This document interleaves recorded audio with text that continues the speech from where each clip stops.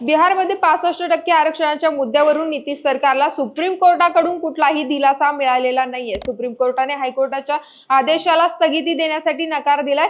पाटणा हायकोर्टाने 20 जूनला बिहार सरकारचा 65% जाती आधारित आरक्षण देण्याचा निर्णय असंवैधानिक ठरवून रद्द केला होता। पाटणा हायकोर्टाच्या निर्णयाला नितीश सरकारने सुप्रीम कोर्टात आव्हान दिलं होतं, पण तिथे त्यांना निराश व्हावं लागलं। तर सुप्रीम कोर्टाने बिहार सरकारची सुनावणीची अपील मंजूर केली आहे। कोर्टाने मनीष कुमार यांना नोडल वकील म्हणून नियुक्त केलंय। कोर्ट या प्रकरणी आता सप्टेंबरमध्ये सुनावणी करणार आहे। तर बिहार सरकारने शैक्षणिक संस्था आणि सरकारी नोकऱ्यांमध्ये 50% आरक्षणाची मर्यादा वाढवून 65% करण्यासाठी 9 नोव्हेंबर 2023 ला कायदा मंजूर केलाय। बिहारमध्ये 65% आरक्षणाच्या मुद्द्यावरून नितीश सरकारला सुप्रीम कोर्टाकडून कुठलाही दिलासा मिळालेला नाहीये। सुप्रीम कोर्टाने हायकोर्टाच्या आदेशाला स्थगिती देण्यासाठी नकार दिलाय। पाटणा हायकोर्टाने 20 जूनला बिहार सरकारचा 65